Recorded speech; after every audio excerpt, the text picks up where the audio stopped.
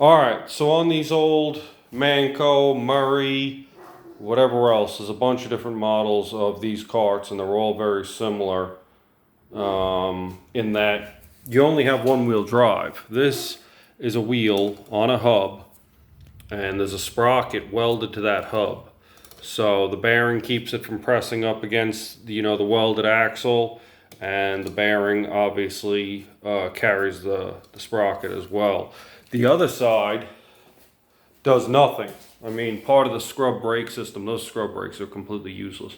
But, the scrub brake system touches them, but outside of that, it's just a dead wheel. And in order to put any power down, this is wired up for 25 kilowatts. In order to put any power down, or at least in a controlled fashion, you need, at least two-wheel drive.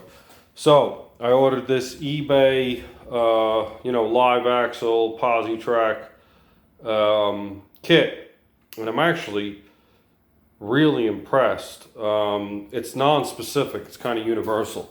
Like these hubs that they provide for you, they don't fit any wheel that I'm aware of. So they'll need to be machined to fit the wheels that I have. But outside of that, if you see, the shaft is splined in a bunch of different areas. So these are splined. The giant disc brake has one of these hubs on it, and it's also splined to lock in place. The sprocket, which is a 428, it has a splined hub, solid steel. What's interesting is that the carrier bearings, these mounts are actually they're like, not like a zinc casting, but they're basically pot metal. I'm trying to think of the actual term for this type of junk aluminum. So I don't know how long these are going to last. I'd imagine the minute I hit the gas, one of them's going to crack.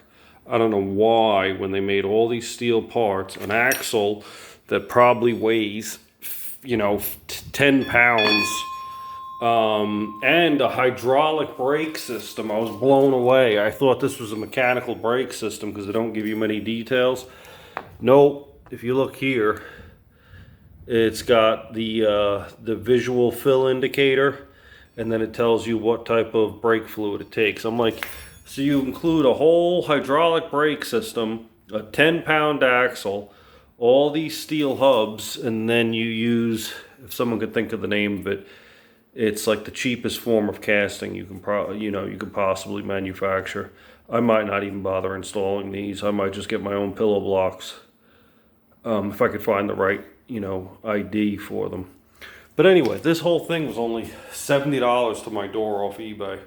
I have no idea how the Chinese manufacture this stuff, get it across the world, and then, to a third-party seller, and then get it delivered for $70. It just makes no sense.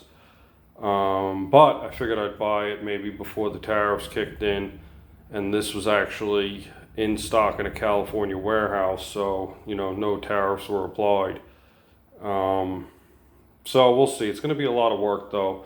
And in order to install this kit, the rear axle, well, the dead axle that they have welded to the chassis here, that would need to be chopped off, because obviously the wheels wouldn't be able to go on with a new axle if that axle's still there. So I'm going to make sure I get my hubs and wheels and everything sorted out and machined, so it's drop-in ready before I go cutting up the back of the stock go-kart. But yeah, the only disappointment really is the pillow blocks. I mean, they're just completely comical. I mean, I wish I could remember the name of the alloy, and I know what it is. I just can't think of it. It has a weird name, like Zapite or something, but it's like the cheapest possible construction method. Almost like a die-cast toys. If you think about, Matchbox cars, it's probably about the same quality.